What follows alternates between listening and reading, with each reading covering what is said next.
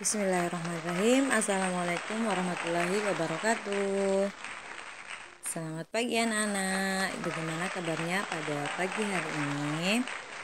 Baik, hari ini kita akan belajar kembali ya Bahasa Indonesia tema 6 subtema 1. Untuk pertemuan kali ini materi kita yaitu akan membahas teks non-fiksi yang salah satunya disebut dengan teks eksplanasi.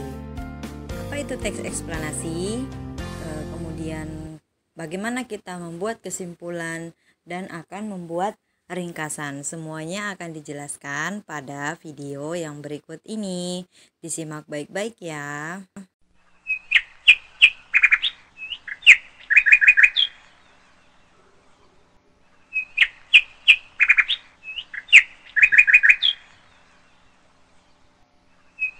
Bismillahirrahmanirrahim. Alhamdulillah kita sudah masuk di tema 6, panas dan perpindahannya. Untuk subtema 1 yaitu tentang suhu dan kalor. Khusus untuk bahasa Indonesia, KD yang dipelajari adalah atau kompetensi dasarnya ya, yaitu KD 3.3 dan 4.3. Jadi pada tema 6 subtema 1 ini kita akan mempelajari tentang teks eksplanasi, kemudian teks non-fiksi, kesimpulan. Mungkin kalian pernah mendengar itu teks eksplanasi. Jadi dari struktur katanya sendiri ini merupakan serapan dari bahasa Inggris ya, yaitu explain atau menjelaskan. Jadi teks eksplanasi merupakan teks yang berisi penjelasan tentang suatu kejadian atau peristiwa alam, sosial, ilmu pengetahuan, budaya, dan lainnya yang dapat terjadi. Nah, ini yang harus digarisbawahi ya, bahwa teks eksplanasi itu adalah sesuatu yang atau kejadian yang dapat terjadi atau kenyataan, dengan kata lain kenyataan. Suatu kejadian yang terjadi di sekitar kita tidak hanya untuk kita amati dan rasakan, tetapi juga untuk kita pelajari. Ciri-ciri teks eksplanasi. Jadi teks atau bacaan yang kita baca sehari-hari itu banyak jenisnya. Nah, untuk membedakan teks eksplanasi dengan teks lainnya, kita harus mengetahui ciri-ciri dari teks eksplanasi ini. Yang pertama, teks eksplanasi memiliki struktur yang terdiri dari pernyataan umum, kemudian urutan sebab akibat, dan kesimpulan. Jadi dia berurutan, mulai dari pernyataan umumnya, kemudian ada urutan sebab akibat, dan juga ada kesimpulannya. Ciri yang kedua, memuat informasi berdasarkan fakta atau faktual. Jadi fakta itu berarti kenyataan ya, bukan hoax atau bukan hayalan. Ciri yang ketiga, fakta yang terkandung memuat informasi yang bersifat ilmiah atau keilmuan. Nah, itu tadi ciri-ciri teks eksplanasi. Membaca adalah salah satu kegiatan yang mampu menghasilkan suatu informasi baru. Jadi, sudah kita pahami bersama bahwa dengan membaca, pasti kita akan mendapatkan informasi. Jadi kita harus rajin membaca supaya kita terus bisa mendapatkan informasi. Membaca teks eksplanasi mampu mengetahui hal-hal peristiwa yang terjadi di kehidupan sekitar kita. Jadi bedanya kita membaca teks eksplanasi dengan teks lainnya, teks eksplanasi yang kita baca kita akan mendapatkan informasi yang real atau yang nyata. Jadi seperti misal berita, kemudian informasi-informasi nyata yang ada di sekitar kita. Yang selanjutnya itu teks non fiksi. Membaca teks non fiksi bersifat faktual, jadi sama ya, kenyataan.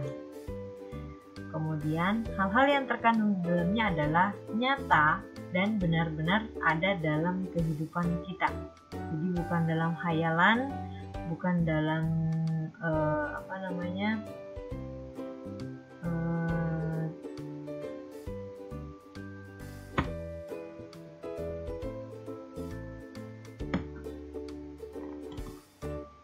atau kebohongan. Kemudian karangan non-fiksi dibuat berdasarkan fakta, realita, atau hal-hal yang benar dan terjadi di kehidupan kita sehari-hari. Tulisan non-fiktif biasanya berbentuk tulisan ilmiah dan ilmiah populer, laporan, artikel, fitur, kemudian skripsi, tesis, disertasi, makalah, dan sebagainya. Nanti kalau kalian sudah kuliah, pasti kalian akan memiliki tugas untuk membuat tulisan-tulisan yang non-fiktif. Ini dan lainnya. Materi selanjutnya yaitu kesimpulan isi bacaan. Kesimpulan isi bacaan merupakan intisari dari sebuah bacaan. Agar dapat menyimpulkan isi bacaan, kamu harus membaca seluruh paragraf dari teks bacaan. Cara menyimpulkan isi bacaan. Membaca secara intensif seluruh bacaan dari awal hingga akhir. Jadi jangan dibaca setengah-setengah atau hanya dibaca awalnya atau langsung dibaca akhirnya. Nah, itu kita tidak bisa membuat kesimpulan. Yang kedua, menentukan kalimat utama dari masing-masing paragraf pada teks bacaan. Jadi seperti di materi di semester 1, kita sudah belajar tentang kalimat utama. Nah, itu kita gunakan lagi ya. Jadi dalam membuat kesimpulan, kita juga harus tahu di mana atau di mana kalimat utamanya. Kemudian, simpulkan isi bacaan berdasarkan ide pokok seluruh paragraf.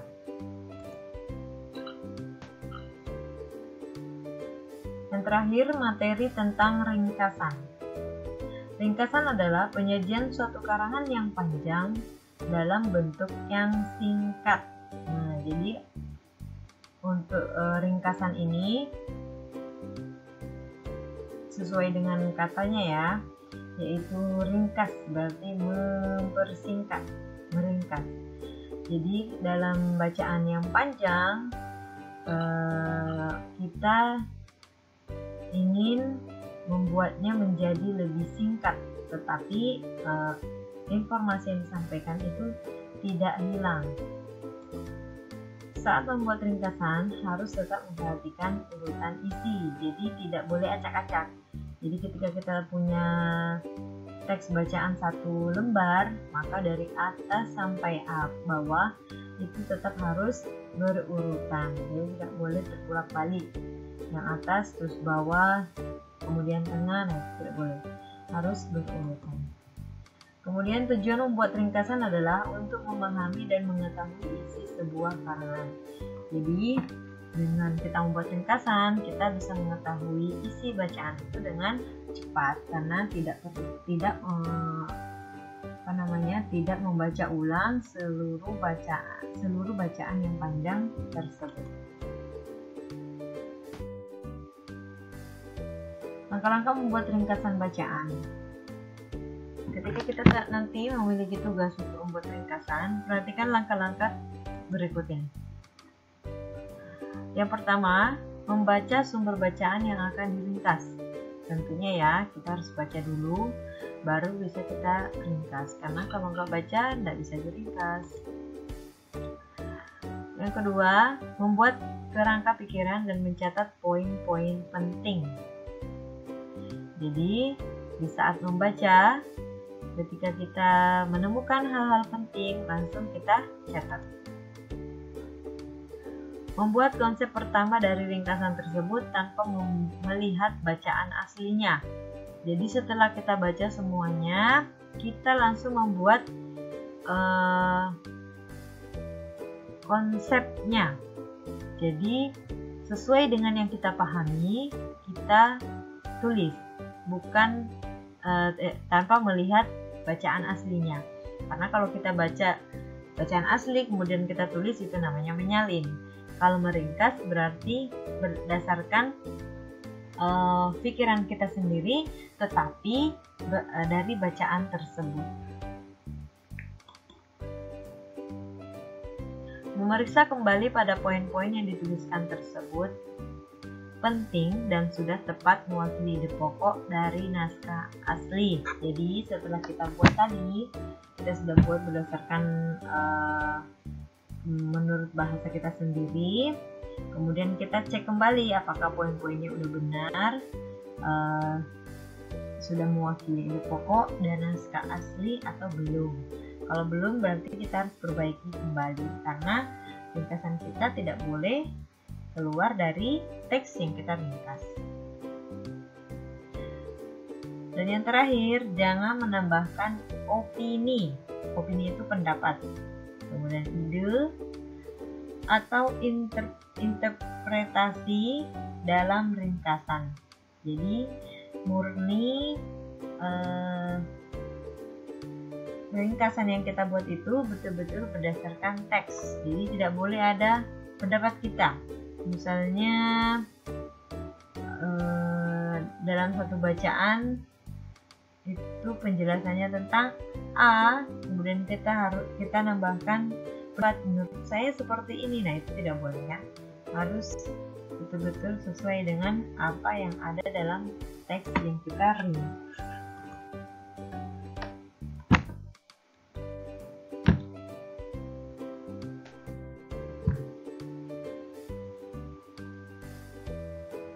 Di dalam buku tema 6 halaman 2, di sana ada contoh paragraf. Nah, saya bacakan. Benda yang dapat menghasilkan energi panas disebut sumber energi panas. Sumber energi panas dapat kita jumpai di alam. Salah satunya adalah matahari. Matahari merupakan sumber energi panas terbesar. Semua makhluk hidup memerlukan energi panas matahari. Energi panas matahari membantu proses pembuatan makanan pada tumbuhan yang disebut sebagai proses fotosintesis. Makanan yang dihasilkan dari hasil fotosintesis menjadi sumber energi bagi makhluk hidup lainnya, termasuk manusia. Dari contoh paragraf tersebut, di dalam buku ditemukan pertanyaan atau tugas untuk menemukan kata kunci. Jadi,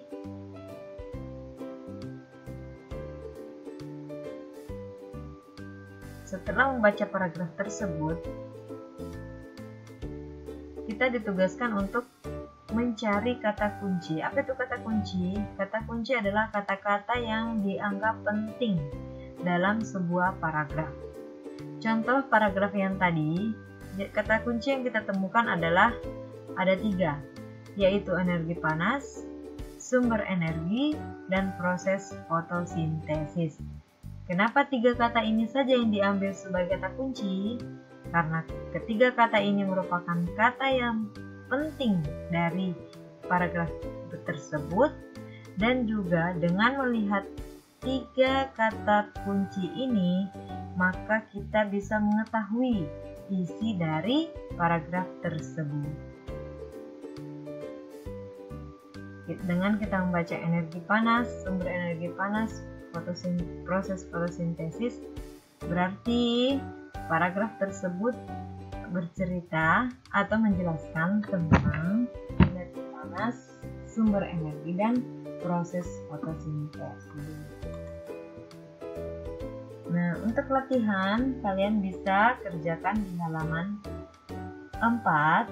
Nah, itu untuk latihan saja supaya untuk mengukur tingkat pemahaman kalian dari materi yang sudah kita pelajari tadi.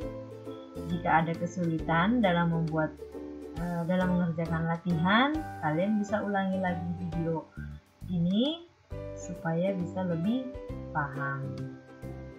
Demikian materi kita, teks eksplanasi, kemudian teks non-fiksi, kesimpulan, dan ringkasan. Mudah-mudahan bisa dipahami. Terima kasih. Oke, demikian materi kita untuk hari ini ya. Tugasnya cukup menyimak materi tadi, kemudian memahami. Jika ada yang kurang paham, bisa menghubungi Ustazah Fatma atau bisa ditonton kembali videonya. Salam sehat. Wassalamualaikum warahmatullahi wabarakatuh.